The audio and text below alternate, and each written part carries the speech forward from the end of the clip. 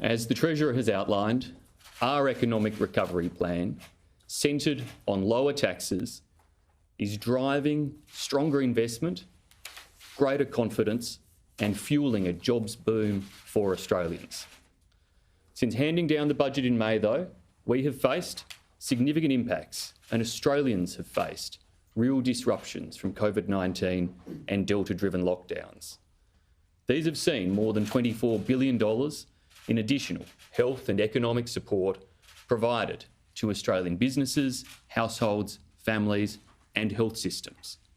But this support has been proven to not only be necessary, but to be highly effective given the positive results it continues to demonstrate for our economy, for the jobs and security of all Australians. We have also taken, since the budget, necessary steps to support the Pharmaceutical Benefits Scheme, to deliver on commitments towards closing the gap, and to deliver on our roadmap towards net zero emissions. However, the majority of payment variations that we've seen reflected in this budget update relate to estimates variations, not policy decisions, with 56% of the growth in those estimates variations attributable to the $26.4 billion in additional NDIS costs as estimated in the NDIS actuaries' baseline forecasts. Other important estimates variations reflect increased investments in Australian schools and are also reflective of the stronger economy, driving stronger GST returns and therefore stronger GST payments passing through to the states and territories.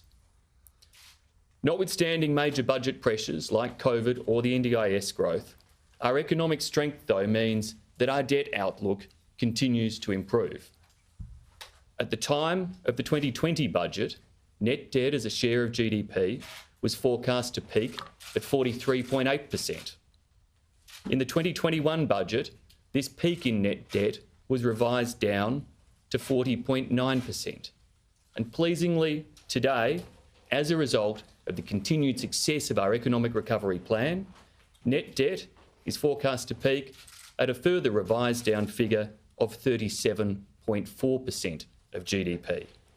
As this budget update demonstrates, as we get more Australians into jobs from a stronger economy, we face lower debt. Australia is one of only 9 nations to retain a AAA credit rating from all 3 international credit rating agencies, with 2 of these agencies having removed Australia from their negative watch list since the last budget. The improved economic growth and employment outcomes that we're seeing demonstrate that our economic recovery plan is working, while lower debt projections show that our fiscal strategy is also on track. But there is no room for complacency. The spending pressures from COVID, the NDIS, delivering aged care reform, or delivering necessary national security investments are obvious.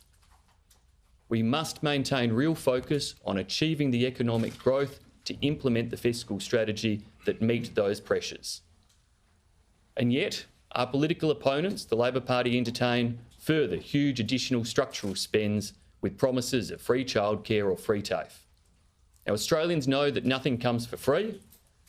With our economic strategies working, the risks of a higher spending or profligate Labor government will become ever clearer. Our government will stick to the plan that has kept Australians safe in their lives and secure in their jobs. And we'll urge Australians to stick to that plan too, the benefits of which are clear, not just in this update, but crucially in the unemployment figures detailed today.